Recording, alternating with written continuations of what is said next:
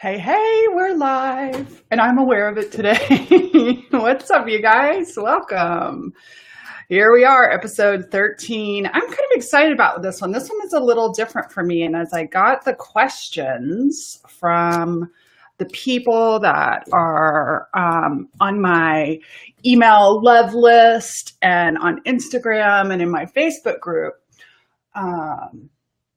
it really... I don't know. It actually answers one of the questions that I got today. So I'm excited about today's episode. And let's see, what else can I tell you real quick here? Okay, so this is the other thing. Many of you guys know that I have two dogs, and my two dogs we've been working on training with them because they are a part of my life. And they tend to get a little rowdy, but we have been working on training them to do this thing called get in place. And get in place, they both have a place at the end of my desk. I have this really big, like double lawyer desk. And they both have their little dog beds, and they're staying, now granted they're leashed up, but they're staying in their place. And so far I've been practicing with clients. They've been doing really good. So today I'm going to go out on a limb for the recorded podcast and see if my pups have made progress. So in anticipation that anything is, if something does go crazy or they get noisy, y'all just be cool, right? We all work from home. Most of you work from home and know what it's like. So I'm sure everything will be perfect. So I want to welcome the replay viewers. I want to welcome the podcast listeners. I'm so appreciative of you podcast listeners and the people that have given reviews and have shared the podcast and also the live show, both of them. I didn't really put a massive hustle on getting the word out. We're at episode 13 and we have a couple of bonus episodes that are in there, and it's so fun. We're almost to 1,000 downloads, and I'm not really somebody who totally strives for numbers, but I do have an intention that this stuff will spread. So okay, here is, and somebody just asked, where is the podcast and how do you do it? So if you go to allisoncrow.com/better, there is there's all the posts from all the different shows. There is the live show, the video show on the post, and then there's also a link to all the different podcast players. So with that, I want to get in. What I did this time was I wanted to ask and tap into my communities and see what their questions were. And so today I have 10 questions and answers that I am going to be sharing with you guys. And they kind of go across the board. The other thing that I noticed about this is going to be interesting, you guys, because some of these, if it was a client that was asking me a question, and I was working with them in a coaching setting, like I wouldn't just give my advice. But today I'm going to be giving my advice and opinion a lot. So let's start with this. Okay, are y'all ready here? So what I'm going to do first is I'm going to ask I'm going to answer the 10 questions that the people took the time to write out beforehand and stuff. And if we have time left over, I'll take questions from the audience. Like I already see one. How do you record the podcast? April Joy Reynolds, thank you for asking that question, girl. That is a Google it question. Most how-to questions, you can find the answer on Google, and it's a lot more than one podcast can tell you. So let me go ahead and start. And what kicked this off is I want to thank Rosie from the UK. Rosie sends me the best questions. I love the questions that she asks. So she asked this question. Got a question I'd love to see your perspective on. What do synchronicities mean, when they happen, and why? What does it mean in your opinion? I think this question is so fun. So first of all, and remember, all my answers are from my opinion and my paradigm. So I actually have two answers to this question. And you guys know that ultimately, I believe that the ultimate authority lives within inside of you, and it is the inner whisper inside of you. And so with that being said, the first is that I look for synchronicities. I look for messages from the universe. I look for magic. I look for, some people call them God winks. I look for these little synchronicities, especially if I'm asking for a sign for the universe, or like I know some people that they find angel feathers everywhere, and to them, that's a sign that their angels are near. I have a girlfriend whose mother passed away, and one of the things that always reminded her of her mother was a maple leaf. And maple leaves show up in this woman's life everywhere. Like the car is closed and the sunroof is open 1 inch, and a maple leaf finds its way onto the seat of her car. And so every time she sees that, she feels like it's a whisper from her mother. And so I kind of come from this belief, really, you guys, that everything is made up. Everything we think is made up. So why not make up things that make us feel better? I also believe that our thoughts create our reality. And so if I decide it's a real message from the from the universe, then it is. Then the other thing that I think, and this idea was brought to me by my mentor, Chris Seidel, who I just spent a year doing an expressive arts training with her. And one of the principles that she taught us is about society's need to attach meaning to everything. And so the example, it was funny because the day I read that in my homework, I was on retreat with her, and the day I read that in my homework, I was planning this animal medicine group, and I was, the energies were starting to stir, and it was the dragonfly group, and I had bought this gorgeous dragonfly ring. It had real big wings on it, and I bought this gorgeous dragonfly ring in Calistoga, and I was wearing it around the place where we had the retreat. And I went for a hike right after I read that homework. And as I went for the hike, I looked down, and on my hand, my dragonfly ring was gone. And the first thing I did was like, oh, what does that mean? Oh my God, I lost the ring. It means I'm not supposed to do the dragonfly circle. And I made up all these stories about how it wasn't. And then my mind, my inner whisper said, it means nothing. It just means you lost your ring. And so I do think there's times when we just make shit up and it doesn't serve us. And so my ultimate answer to that is, if you're seeing synchronicities and if you're noticing them, check in with the divine within you and trust the message that you hear. So sometimes you may hear, I want you to know I love you. I want you to know I'm with you. Everything is working. And sometimes you may hear, nah, means nothing. Just means you ran across angel feathers or bird feathers 3 times. Okay, so that's question number 1, Rosie. I look for synchronicities. I want to be a person that looks for magic in the world instead of looking for the shit. So that's question number 1. Okay. Woo. Question number 2 from Susie Reading from Instagram. She asked, how do you shape the help you're given? When I'm in need, my loved ones try to fix when I really just want to bear witness and be with me as I express my feelings. It's a recipe for frustration for both of us. I love this. So this is a better life, better relationship question.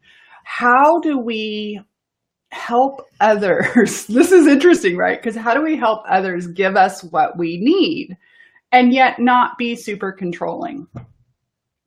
And the word I have to answer this question is make a request. And actually using that word. And it's not a demand, which sometimes when we're shoulding all of our loved ones or our partners, you should do this, you should do this. And when we should on somebody, their response is to tend to push back, right? And this is very common in, I'm a fixer, right? Someone tells me a problem and I've had to learn to just listen because I'm a consultant in my head. I have solutions to everything. That's why I'm so good at this. Let's pick the hair out of my teeth. So, but I love there's language that we can learn to use. So this is about upgrading our communication, right? The answer to this is learn communication skills. So in this situation, and my husband and I just had this the other day. I was talking about some bushes and he was like, why do you keep mentioning that the bushes, you don't like the bushes? What do you want me to do about it? And I was like, I don't want you to do anything about it. I don't need you to do anything about it. I just want you to listen to my daydream of having fresh landscaping in the front yard and those bushes out of here. And he was like, but he was standing firm in his like that I was subconsciously asking him to do something about it. Like he felt this need to fix it. And we had this conversation and I said, I just want you to hold space. And he was like, what does that mean? Right? Because hold space is coachese, right? It's positive personal growth language that not everybody uses. And so I had to say, I want you to listen and hear my daydreams without the need of it. And it was still hard for him to get. But I think a lot of times, I used to do this with my mom, and I learned a long time ago. I learned after college, I'd call my mom about a boyfriend and I'd bitch and moan, and my mother would respond accordingly. She would be all protective. And then 2 days later, I'd be back with that boyfriend. And then my mom was confused because she had just bitched about my boyfriend. And so I learned to make a request. And I would say, Mom, I have a request. I would like to vent about my boyfriend. And I don't need any fixing. I don't need here's how you can support me best. Here's how you can help me. Right? So we say, I have a request. Here's how you can help me. Here's how you can support me. What I need most is. It doesn't mean they'll give it, but at least you're being very clear, especially women to men. At least you're being very clear about what you would like. Right? So usually when we make a request, the other person has an option to say yes, no, or modify. But let's start with what you can control, and that's the request. So, taking time and saying, dear lover, I have a request.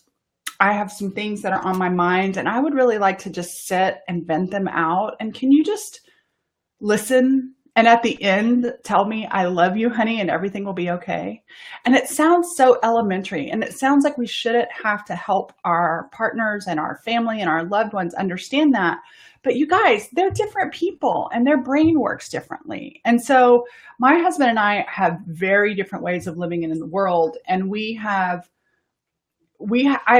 worked on this because when he would, so right now, one of the things is my closet door. I have a closet door that when you shut the closet, there's a little button and it turns off a light. And my husband is huge about turning off the lights. It drives me nuts. And the old way we used to relate is I felt, he didn't call it this, but I call it, I was like, you're gritching at me. He'd be like, turn off the closet light, blah, blah. And I recoil because I feel attacked. And he's just making a request. He's just not using that language. And so I told him, before you blow up at me or before you gritch at me, because you make a request. And this started a long time ago with my shoes on the floor. And he would say, so he learned to say, before he blew up at me, he learned to say, I have a request. And it really did work. And so teaching your family, teaching your kids how to upgrade your communication a little bit. I think, a lot of people we don't know how to deal with our own feelings, right? And as we begin to do that, just making a simple request, letting our loved ones, because our loved ones generally want to be there and support, but they don't know how to ask, how may I support you, right? So we teach people how to treat us. That's my answer, Susie Reading. Okay, let's see here. I'm going to go in order, and I didn't really plan these in order, but they're so interesting. So we've got a couple of business ones, and then we get back to some more. We'll end off with some personal ones. Okay, here's another business one. Deborah asks, my question is how to stop niche hopping over and over when things don't seem to be attracting clients. Also, I hear so much about marketing through talking about the problem you solve. Do you think you need to have one problem that you solve for people to communicate in marketing?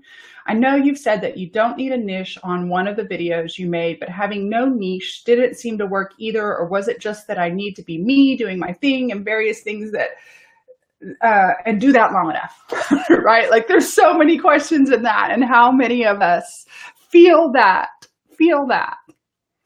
And there's a couple of thoughts I have about this.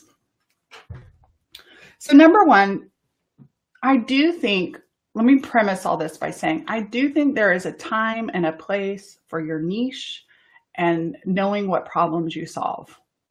And I think if you are newer and do not have a lot of experience, you have not had a lot of success yet, part of it is figuring it out. I also think that you can decide what a niche is and then construct everything around it. Either way, you've got to be clear. So let me share an example with you. This is the opposite of what I did. Okay, but I want to share it because it's the opposite of what I did, and it's proof that it works. So there was a gal in Lakeway, Texas, when I was coaching real estate that came in very young, very beautiful, and she came into the real estate office to be a realtor. And she decided from day one as a real estate agent, very young, to dominate the luxury market. Her name is Amber Hart. Shout out to Amber Hart. She's a fabulous realtor, and she's been doing real estate for as long as I've been coaching. Longer. Well, I've been coaching a little bit longer, but she's been doing it for years. But when Amber first came in, most people her age at that time were working with their peers. But she had a very clear desire that she was going to get in this business, and she was going to be the luxury queen, and that she was going to be a part of the social scene, that she was going to be extremely skilled, that she was going to build a team. She had a very clear vision of what she wanted. And as she set that clear vision, and I don't know her why for that, okay? I don't know her why, but she wanted it, and she was hungry for it, and she made it happen. She was the rookie of the year. She sells gazillion dollars a year of real estate. She sells very expensive luxury properties, and she ended up even attracting and marrying a luxury home builder. And she dresses the part, she looks the part, and it's very much her. But it might not have been her in her early 20s, but she decided to express that version of her. So she always showed up dressed to the nines. She had her cute lashes, her hair was done, her photographs all represented the brand of extreme luxury. So that's an example of someone who decides what they want and they curtail everything around it. People like me and many creatives, we are not quite so focused. So unless you have a really deep why, well, we all have a deep why, and that's an important thing to get to.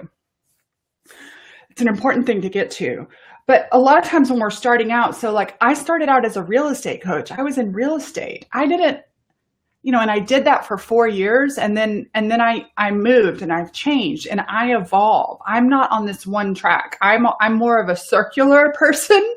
And so when you're the kind of person that lives in a more circular versus linear direct way, I think I just want to let you know that it is possible to discover what your natural niche is by experimenting. Now, here's the difference in success, I think. This is my opinion. I think most people give up too soon. I think most people experiment once or twice and move it. I think most people change so much instead of being broad. So one of the things I tell my coaching clients who don't have a base of clients yet, if they're a coach and they're learning to if they're beginning to build a business, I tell them to go out and coach anybody and everybody. I want them to do at least 50 coaching sessions, and they can coach on any topic. A lot of these are gift sessions I ask them to do. It's almost like getting their hours. So I ask them to go do those 50 sessions, and on one side of paper, take notes about the client, and on the other page, take notes about what you liked, what you didn't like, what you got fired up about, what you felt skilled about, so that you can begin to discover what you do and don't want to talk about. So at some point, for example, I decided that I never want to have a coaching conversation about selling a house again. And so when I left the real estate world and a lot of people wanted to come coach me, I did not want to do real estate productivity coaching. And I would send them to somebody who wanted to have those conversations. I like to have different kinds of conversations, but I didn't know that until I had had those conversations and realized after 4 years that they weren't fulfilling. Time on task. And so here's what I think is interesting. And again, this is just from my perspective. For the first time, I've started at 12 years, started in February. I am just now have hired a professional branding company. Right? I have hired experts in branding, and I am working through an official branding process with Braid Creative. Shout out to Braid. I'm working through a process with them. And I can tell that their process is written for people, like if you're new, you can do it too. Like you can decide, like Amber Hart, this is what I want to do, and you can structure it that way. And for me, it's helping me clear away all the extra stuff. Right. And I'm just now able, because I like so many things, able to focus on what I really want to do, what I really want to specialize in. And I like to specialize in a lot. So here's my thing, Deborah, niche hopping. Can you be broad enough? So for example, I do business coaching, and I also do expressive arts coaching, and I do deep inner work, but that's all under the umbrella of coaching. Okay. Now I know other people that do, straight up real estate productivity coaching, or straight up business coaching, or straight up social media coaching, or they only do deep inner work and they don't do any of the business stuff, or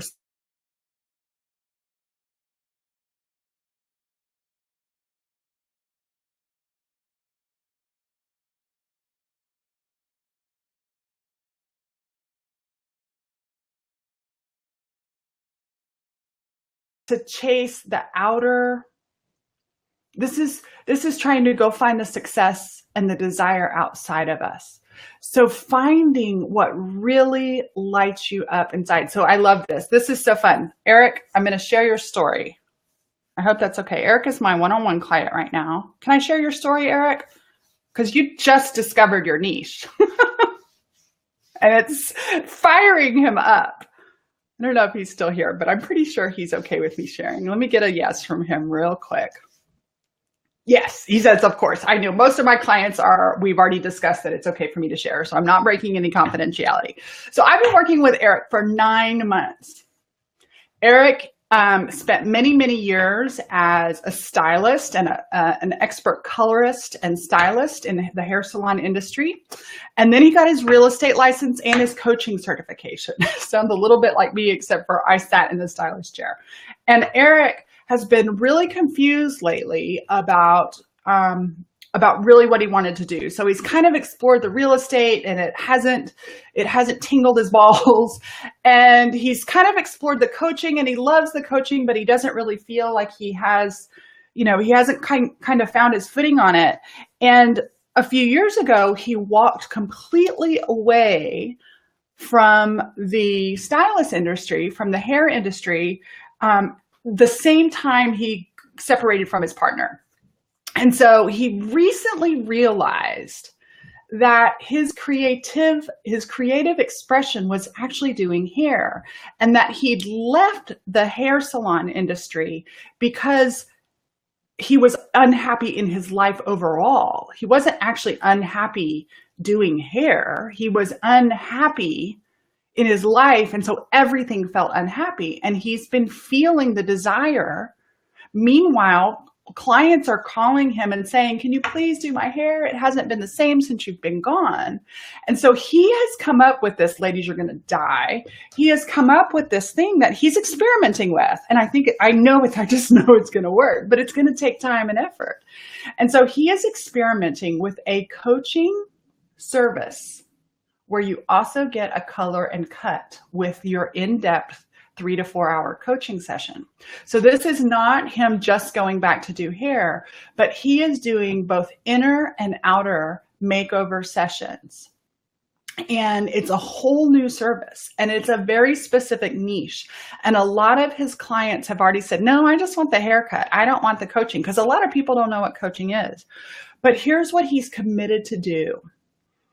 He has committed to get 100 no's before he even makes a decision, right? I even told him I'd give him a free month of coaching if he went out and asked enough people to collect 100 no's. I also know he's going to get some yeses. So what's interesting is we've been working together for 9 months, and he's been doing the inner work and the outer work along the way to figure out. So he's not really niche hopping, but he's looking for what really feels alive on the inside. So this is what I want to ask anybody who is struggling with this whole niche question. Sometimes I think you're in your head too much. I think you are worrying too much about what the world tells you that you're supposed to have, and go out and follow your heart. Coaches, go have the conversations that make your vaginas tingle and your balls tingle, and stop having conversations that don't. And if you don't know what does and doesn't, go through conversation boot camp, right? So it's just like when they say, if you sell a product, right? So those of you who are artists or painting, what I think is so fascinating about the Braid Creative team, if you look at their story, like they started out in advertising, but they narrowed down after years in advertising. They narrowed down to what they really love. And there's the Amber Heart way of doing things. And so if that's you, go for it. If you know, go for it. But if you don't know, give yourself permission to go get the hours being good. And this is the number one thing I see people not doing, or not providing for themselves, which means having a side hustle or a full-time job, right? If you don't have the money to sustain that, go get a job. Steve Chandler always talks about this. I love it. He's like, make things easy. Go get a part-time job so you can pay your bills and then work it, right? But I kind of get a little like ego fired up about this, because people used to ask me all the time, Allison, how did you make it work? How did you leave $250,000 a year at Keller Williams coaching and start your own thing? And I left with one client, nothing. And I have a blog post out there somewhere. Elise will have to find it and put it in the show notes. I have a blog post about there are things I did to make it work. And most people, most people aren't willing to do what it takes. Most people, and it's not just the hustle and the work. It's the work, but it's also the cutting things at home. They're not willing to do a 365-degree audit of making things happen. I just told my best friend, I was talking to Malia about coming to Camp Starheart next week. And I was like, I've been a horrible friend. I'm behind financially. I got to pay my tax bills. So I have been in the 360 realm of making business work. I don't always have to do that. Sometimes I get to pull back, but I've got my wiggle, make it happen panties on. So Deborah, I hope that helps. What I want you to think about, I want you to slow down and not think about niche. I want you to think about the top 3 things you love to do. And go do that, and go do it 1,000 times. And the more that you do it, the more the cream will rise to the top. You either have that choice or you pick the niche. And what I don't like about that, I think Amber was really lucky because she had that and knew that early. But for me, sometimes I don't know what the hell I want, and I change every 2 years. So I found that coaching was a beautiful industry where I could change my topic every 2 years, but still be in the same industry. So speaking of niche, Susan asked, oh, and by the way, hold on. we'll also put a link into to there with that. We did a live coaching session last week with Miriam. And that was a beautiful example of helping Miriam discover what she's really good at. And I think a lot of us, this is the other little piece that's coming through. Thank you, Spirit. I think a lot of us really want to have conversations that we think won't make us money. And I'll admit, what I don't want you to know about me is over here on this planning board where I am replanning my entire business, is I have a list of all the products, of all the free, low end, medium, and high end products. And I slapped a big old piece of paper on there because I do a lot of business consulting. I do a lot of business work, but what I really love are the inner work and the spiritual conversations. So I have spiritual entrepreneurship, energetics, inner work of business, alignment, flow, then go. I can teach social media all day long. I can teach business planning all day long, but does it fire me up? There's an element that it does, but I think in my mind, if I take the business coaching aspect away, I won't make as much money. And so maybe, and only you can answer for you if you're watching this, only you know. So like part of me is like, I really want to full on come out as the mystic that I am. Even, okay, y'all are the first to hear it. I don't know for sure, but as I'm going through this branding stuff, is the name of the Better Life, Better Work show going to change? Like the high priestess, the mystic in me wants to be in the front row, and I can still do the business stuff, but why do I position myself as this bland, better life, better work coach? Right? And so this is the other thing, Deborah, and anybody else that's struggling with your niche. Be so fucking tender with yourself as you figure it out. But just because you don't have it figured out doesn't mean you don't work, right? And here's the other thing. We don't attract clients, we create them. Go back to episode number 2. Right? Go back to episode number 2. And this is the other thing that I see most people don't do. Most people, I think it's episode number 2. It's the one about sales basics. So that's the other thing. I can teach sales all day long. And you guys, all these others are feel good sessions and feel good episodes. But the episode about sales basics, if you will do face-to-face and voice-to-voice time, you will get more clients. But let me tell you I love social media, and sharing a post with a link to your sales page or an invitation on social media is the equivalent of a telephone pole poster. It ain't going to get you business. There's too much noise out there. It can work, but it's not sustainable. So you have to be building relationships. Okay. So Susan asked, this is a good one. So we're going to continue on the niche. Susan says, I actually know my niche and I'm narrowing it. My question is, how do I reach that special niche once I've determined what it is? So if you lowercase know your niche, it's time to uppercase know your niche. What color panties do they wear? Do they have an underwire in their bra? What TV shows do they watch? What do they do in their spare time? Where are they hanging out? Where are they not hanging out? Are they on Facebook? I have a client who took a whole series of Facebook of the Share Your Heart, Show Your Work sessions with me, and she realized my people are not hanging out on Facebook. They're on LinkedIn and they're at high-end events.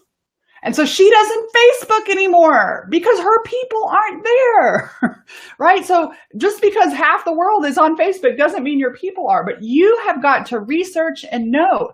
Ask your people, get to know with them, go hang out with them, spend time with them. And some of us may have to get off our booties and get out from behind the computer. But so once you begin to recognize your niche, your job is to know them intimately. Okay. And that goes back to the, Deborah also asked about the problems. How do you help the problems they solve? I don't think you have to have one problem, and I am learning. It is good to know what are the issues your clients are generally dealing with so that we can recognize what do we help them do. There's a gazillion, so we could have a whole show on branding and how you help your clients solve your problems, and maybe we'll do that in the future. But it is good to recognize, ask your clients, what was it like to work with me before and what was life like afterwards? So in the Share Your Heart, Show Your Work group that I have, there's actually a before and after chart that you can fill out with. Or ask your clients, what problem did I help you solve? And in the Share Your Heart, Show Your Work content of the class, there's actually 7 problems that all of humanity fits into. And yes, it is good to figure out so that you can, I help with that. I help people do that, right? So Eric and his coaching with a color and a cut, I help people make inner change and also have a beautiful outer change to reflect the inner work that you did when you were in my salon. All right. Okay. Let's see here. Okay, Linda, this one's going to be quick and easy because I kind of already covered it. But Linda asked, how do you know what works for you when you haven't had enough clients to have an idea of what works in relation to not hustling, cutting down on the task? Okay, Linda, I'm just going to tell you, honey, we have to earn the right to not hustle. And I don't like the word hustle, but let's say work hard and work a lot. It just is.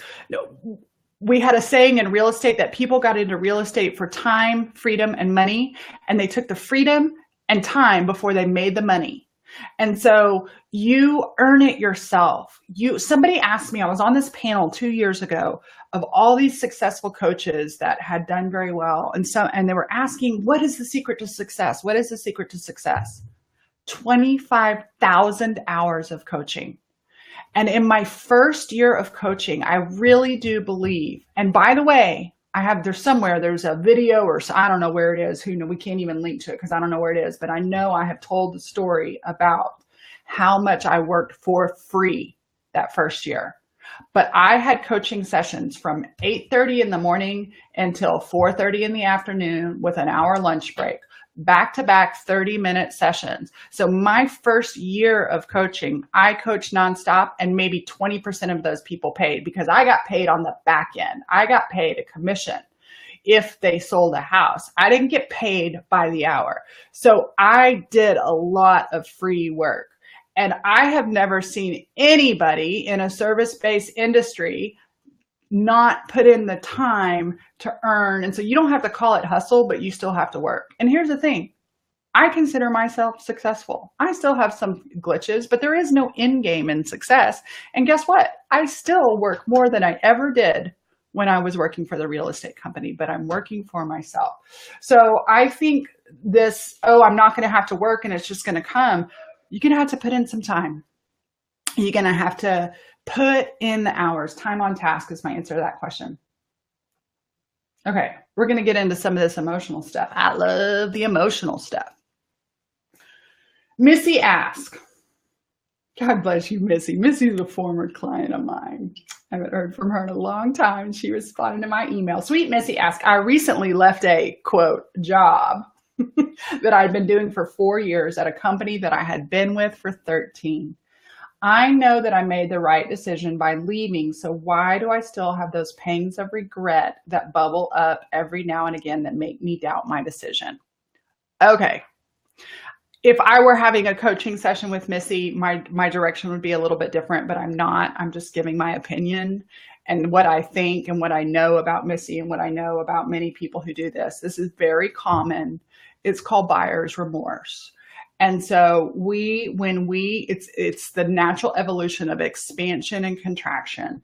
So a lot of times when we have safety and security and misery in a job, it takes a lot of guts. It takes a lot of self-talk. It takes a lot of overcoming our fears and doubts to create something new. It's a big risk to create something new. And so you begin a new journey. And at the beginning of the journey, it's very exciting. But then you start to get away from that supposed safe place, and the journey gets a little hard. And this is what a normal human being does. Oh shit, I should never have left. Right? You guys, it's so human, so messy. Here's how I know you made the right decision, sweetie, because you made the decision. Byron Katie calls it loving what is, right? You made the right decision because that's the decision you made. There's no such thing as a wrong decision, you guys. You just made a choice. So live into that choice. And if you want to change your mind and go in a different direction, you guys, There is no wrong choice. And of course we have doubts. Of course we have doubts. Because we're expanding into something new, and that's new territory. And you wouldn't be human if you didn't have doubts or wondering. I think this theme has been coming up so much. Cultural conditioning, so mass consciousness, tells us that life and happiness should look like XYZ. And once again, I will quote Brooke Castillo, life is half good and half shit. It just is. I have a very happy life and I still wake up with doubt. There is no such thing as long as we are walking, talking, living, breathing, that doubt and stress don't happen. It's a part of the human condition. It's what we choose to do with that doubt. Do we choose to buy into the lie that there is such thing as a doubtless life? No, it's how do we deal with the doubt when it comes up? And I love Thich Nhat Hanh. There, doubt. I see you. I will not leave you. I am here for you. And it goes back to being mindful, going back to being mindful and listening, trusting ourselves. So Missy, I applaud you for trusting yourself enough to take a step in the direction of you. And that's what I want you to remember. You didn't leave that job, Missy. You took a direction in the life. You took a direction towards the life you wanted to create. Be gentle with the pangs of regret. They're just trying to keep you safe, and let them know that you're not in danger. You'll figure it out. Your resiliency is your security. I came from Michelle Bauman. Your resiliency is your security. Okay, there is no right or wrong decision. Okay, Casey asked, how can I keep my art making and teaching that I've been doing for 20 years and a priority and enjoyable when my husband still says, when are you going to get a real job? Oh, God bless you. I had a similar conversation with my husband when we first got married. My very direct answer to this is you decide what you want. You decide who you are. And so when you keep it a priority and when you keep it enjoyable without the condition that he approves of it, it will be enjoyable. Now, I get that marriages are complicated and marriages are part agreement. So my story of this is that when I met my husband, he was a teacher and he made a paycheck every single month from the time he graduated from college. And his dad did the same thing in the military. And he did not come from a family of self-employed people, entrepreneurs, risk takers, or commission-based salespeople. And he married one. And we joined our finances and we're living in a home together, et cetera. And so when I left the real estate job, which was I got paid half a salary and half commission. And so we had some security, but I also had commission. He was like, you can't be a coach. That's a pipe dream. Now, don't judge him. That just was his experience at the time. He is now my biggest fan and supporter. But at the time, it was terrifying to him for him to put his financial security in me when it would go up and down. And for months, I made myself miserable, Casey, saying, Bill should trust me. Bill should trust me. Bill should trust me to make money as a coach. Bill should trust me to make money as a coach. And as long as I had that attitude, Bill never trusted me. And one day, through exploration in my heart, I went to Bill and I said, and I realized someone told me about Byron Katie. And I realized that the answer to my dilemma was I should trust me. I should trust me to make money as a coach. And in that moment, I decided I did trust me. I knew that I did, but I had been putting that burden on Bill to trust me. And so I went to Bill. I trusted myself so much that I said, darling, I love you. I know we just got married And I know that it is impossible. You're having a really hard trusting that this will work. And I am the kind of human being that needs to do this for my soul. And if you're not okay with it, we can get divorced and I'll never say a bad word. It wasn't a match and we shouldn't have done it. And he just looked at me and said, I trust you, babe. And all of a sudden, it's like the second I gave myself the supreme authority to trust myself at the expense of losing my husband, all of a sudden my husband bought into it. It wasn't meant to be manipulative. It wasn't meant as a game, but it was an energetic thing. And so that's, Casey, I want you to focus on giving yourself the energy. Can you see that as a real job? And if you see and treat your art like a real job without your husband's opinion mattering, I guarantee you your husband's opinion will shift. Okay, we got a few more questions. 3 more. Y'all are awesome hanging with me here. I hope this is interesting to you. Give me feedback. Let me know. All these different ones. Okay, I have another business question. I think this is good, and I think this is important for anybody doing business online, and I have a distinction. So Positively Slim on Instagram asked, how can we know what our online audience wants to know? I do often ask on posts and emails. Okay. Do you listen to your tribe? Do you listen to your people? Or are you posting and emailing without paying attention to your people? And so one of the things I notice many people, and it takes time, you guys, it takes time. As I look, so this is being recorded on a Facebook Live, and as I look at the comments of the people here, I know at least a sliver of what is going on in every single name I see. Some are clients, some are not, some are people that I'm close with, and some are people that I'm not. But you know what? Because they're in my tribe, I pay attention to what they're posting about, right? So I know that Megan, who's watching, is starting up with her books again, right? But that's not she's also a meditation teacher, right? Like I know that Megan every once in a while goes out and drinks in my home, in my town, right? And I've never met Megan in real life, but I pay attention to her post.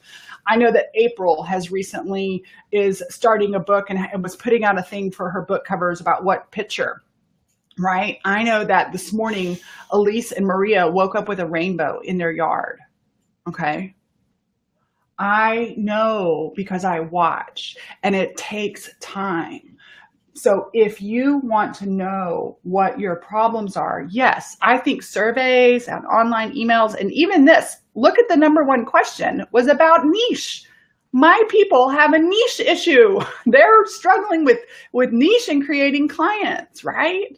So I can see that. So there's the direct ask, but there's also the deeper listening. And early in social media, I used to, back when I was graphic recording for a living, that was the other thing. What did I do to make my business work? I did something where I knew I could make a shit ton of money to bridge the gap.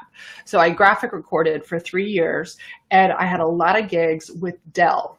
And Dell was one of the first companies that had a listening center.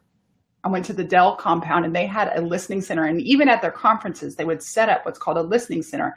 And they would be watching what their audience was saying.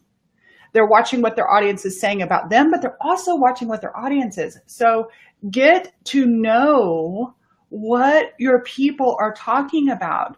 Have your... And it's interesting because I have a girlfriend and she's like, Allison, you're so accessible. You're so accessible. I like being down. I think part of my success is being down, not down, but being out in the field with my people. I always say I don't teach from the pulpit. I teach from the crowd, right? That's what works for me.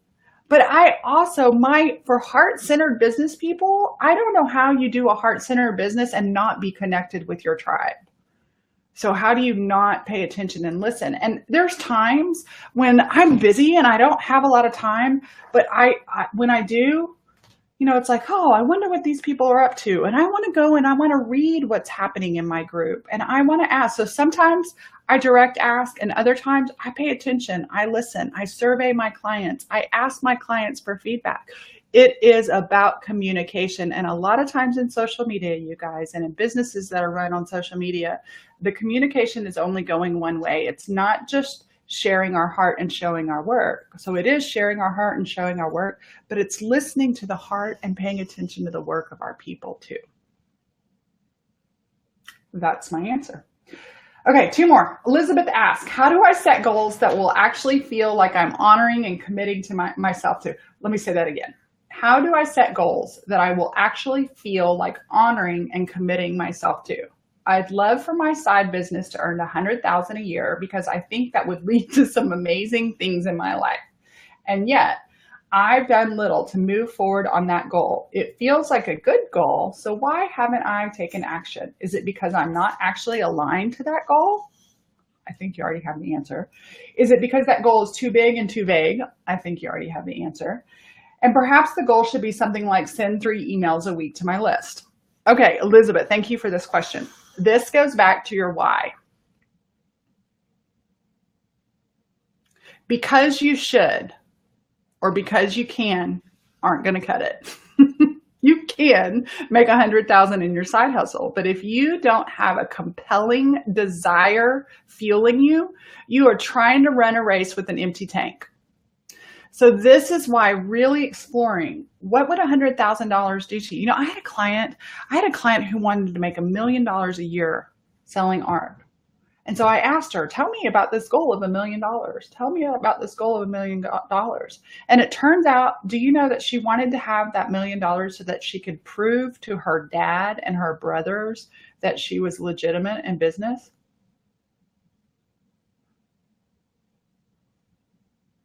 Well, she could do it, but here's what's going to happen. She's going to make $1 million and her dad and her brother are still going to think she's illegitimate in business, because there's something off there. And the goal is really for proving to others. So this is the thing. I think a lot of people who set goals to prove to the world, then they end up not fulfilled, right? We end up exhausted. That's the recovering overachiever in us. So then the next place we go from recovering overachiever, impressing other people to, well, let me just do it because I can. Just because you can doesn't mean you're going to, unless you're one of those big swinging dick people that wants to climb a mountain just because it's there, because you get off on it. Not going to happen. So you have to really go in and figure out, what is your why? And when you say $100,000, I could do some amazing things. Well, no shit, Sherlock. We all could do some amazing things with $100,000. But that doesn't touch my heart or tingle my vagina. Tell me what that $100,000 would do. Make it real for me. Make it real for me, because otherwise it's not going to be real for you. So I think Elizabeth, you have picked an arbitrary goal, not a meaningful goal. And I think a lot of us do this. We pick a goal that we think sounds good in the world. You know, there's all this 6-figure shit running around outside in the online world. How do you know that 6 figures will satisfy you? How do you know it will do anything good? How do you know, how do you know? What do you really want? What really matters to you?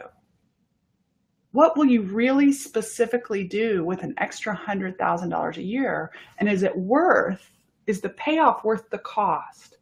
Right? And so we have to, and I'll tell you some of my whys. They are not to feed the starving children in Africa. And I think we see a lot of that too. Oh, because I want to give this. I am driven by my insecurities, you guys. I'm driven by my insecurities. I hate to admit that to you. I love my work. I do not have biological children. My bonus kids are grown and we get along fine, but they're not like, I'm not seeing them every day and every week and all that other stuff. And I don't think they'd want to. They want to spend time with their mom. I am driven by the need to prove that I'm fucking amazing, to share my heart, to give other people permission. I'm driven by the fact that I used to want to be a wife and mom and have 10 kids, 5 of them adopted.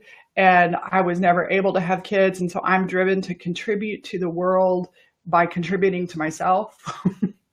I am driven to make a certain amount of, not a certain amount of income, but I got to tell you, I love my historic house and I love my pool and my yard. And yesterday we saw a house on the market here in Denton for $128,000, 2-bedroom, 2-bathroom. And part of me went, oh, wouldn't that be nice? We could pay cash for that with the equity we have in this house, and we wouldn't have a mortgage, but I wouldn't have one of my luxuries. I'm not going to deny that that pool and that water out in my backyard it does something for my energy and my sacredness. And I get to have people come here to my house for painting retreats and I love that. It feels good to me. It provides satisfaction. And so one of the ways we figure this out, Elizabeth, and goodness gracious, Elise, help me remember this. We're going to have a buttload of resources on the show notes. Let's put up a thing for the values clarification, a link to the values clarification process. So I'm going to have an email sign up. If you want to get the exercise, I usually just give it to my private clients. But it is going through a pretty extensive values clarification process. And if your goals are not aligned with those values, so I'll tell you what my values are. The one I don't want to admit to you is recognition. Why do you think I'm on Facebook? I love the attention. I ain't going to lie, right? So recognition. I like verbal affirmation. It's my love language. Creativity, growth, alignment, and connection. I can never remember the fifth one, right? But my core values, everything I do and follow through with is to those things. And so one of the reasons that I actually think I'm successful in business is because I am trying to give myself the recognition. The little girl in me needs the recognition. The little girl in me wants to keep growing. The little girl in me wants to approve of herself. And so I'm doing this business for my own self-approval. I'm not going to lie. I wish I could say that I had some altruistic, if I made an extra $100,000, I'd have new landscaping and I'd donate a bunch to my sister's daughter's disability fund. But let's get real. So get real with your desires, right? And I don't know about you, but send 3 emails a week to your list. That doesn't tingle my vajayjay either, right? Now, here's around communication with, first of all, I call it my love list. I want to give extreme value to my community. I want that was so good, she over delivers. I want them to go, oh my God, that's the best thing I've ever attended. I want them to go, oh my God, that changed my life. I want them to go, you helped me see something in a new way. I want them to get an email from me and said, oh, thank you, I was able to breathe again. How many times I do that a week is arbitrary. I want them to get value. And I want them to want to work with me. I want to be in that exchange. So if that takes 3 emails a week or whatever, that's how you decide what is the relationship you want to have with the people that will do side business with you, right? Get down to your whys. So, and part of the whys is figuring out what your core values are, and then looking at does your work, does what you're doing, does the task in your work ultimately lead to that why, right? Okay, last question, and I'm going to go over just a little bit. Last question. Sweet Catherine, for any of you who've had a broken heart, so who's had a broken heart before? Anybody been through a serious breakup? I've been through a divorce, not to mention a few serious breakups, but I've been through a divorce. I've been through a breakup with my husband right before we got married. We were separated for a month. We lived together for 2 years before we got married, and we were separated for a month, and it was heartbreaking. I had my first husband came home on a Wednesday afternoon and said, I don't want to be married anymore. And I was devastated. April's going through a breakup right now. Well, Catherine's going through a breakup right now. And she asked, how do you get someone out of your head and heart? Any rituals or insights? Sweetie, sweetie, sweetie. So number one, be so fucking tender with yourself. Be so fucking tender is a hashtag that came from Thug Unicorn. Got to give her some props. Be so tender with yourself. You do not get somebody out of your head and heart. Once they have been a part of your head and heart, they always will be. They always will be. My husband still thinks about his ex-wife, not in a pining way or missing it, but I still think about my ex-husband. Every once in a while, I'm like, I wonder what he's up to. You know, I found out he wrote a book or something like, I mean, we can't help but think about it. We can't help but think about it. I even, who of you has not searched your high school boyfriend on Facebook? Now, come on. Right? Like, they are a part of our story. So, Catherine, I'm so sorry that your heart hurts. And these people are a part of our stories. So there's this place of allowing. And then, yes, as we go through breakups, staying busy with things that you love to do, picking up a new hobby, spending time with friends helps. But I also don't want to recommend avoiding feeling the grief of the loss. And there's a balance between giving yourself a break from the grieving and then allowing the grieving.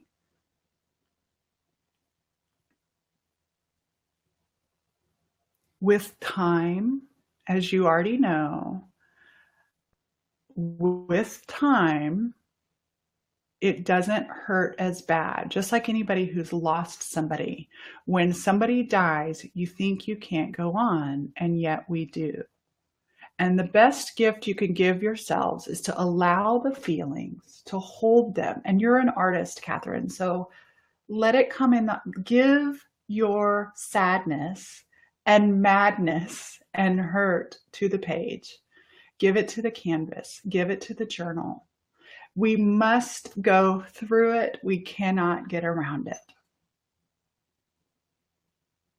I wish I could take that pain away from all of you. And yet I also know that the pains that we go through are this inside out way of healing our lives.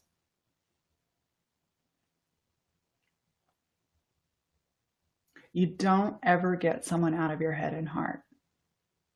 It becomes more distant day by day, but your job is to be present with who you are and where you are today. Your job is to go slow, and we cannot squirm. I know we want to squirm out of the pain. If you squirm out of the pain now, it will erupt later. And so this is the process. This is actually what we do in expressive arts. I'm having a retreat at my house. It's up on my website. But this is what we do. We let the canvas hold what we think we can't. And Mark Nepo has a saying, the heart can hold it all. Your heart, even broken, can hold all of your grief, all of your worry, all of your sadness, and all of your hopes and desires. So allow your heart to feel it all. And if you're asking for rituals about that, I really think creating art and writing, creating not a painting for the end process, but just getting something on a page, getting the abstract on a page, getting words on a page. So an art journal or a journal is one of the least expensive ways to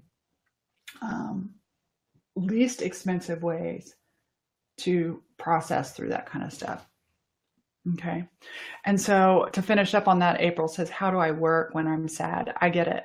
You know what? We don't have a choice. For me, for some people, work saved me. My divorce, I had just gotten my real estate license. I had had it 10 days, and work saved me. Work gave me something to pour into. And what I love about when you're working for yourself and you're feeling grief, you're giving yourself the gift. So when you see work as a gift, pour yourself into your work. And then also, if you're giving yourself the time and space to grieve, like I will spend time this evening in the bathtub crying or cry in the shower. Allow the grief to come. And if you've got to get up and go to work, then plan time for the grief to come too.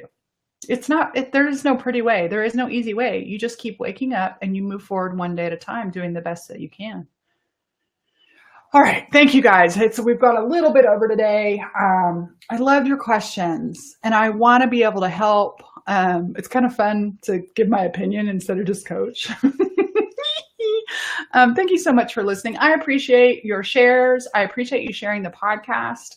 I appreciate you guys being a part of my community, and I look forward to getting to know you guys.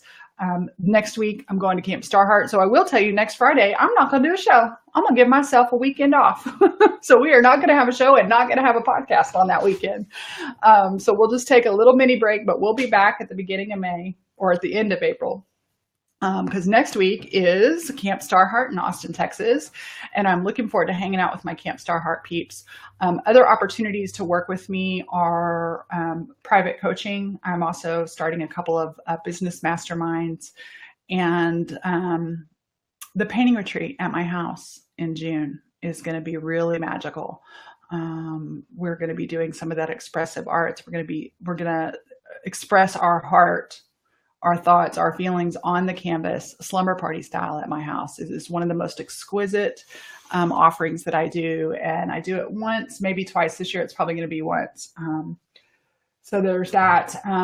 You can go to www.allisoncrow.com/better and sign up to get the detailed show notes. We certainly do put regular show notes, but I tend to give the behind the scenes notes in PDF format, and also secret show news at allisoncrow.com/better. Thanks again for being here. I love you guys. I would love for you to let me know what you learned from the show today and how you'll apply it in your life. Thanks, you guys.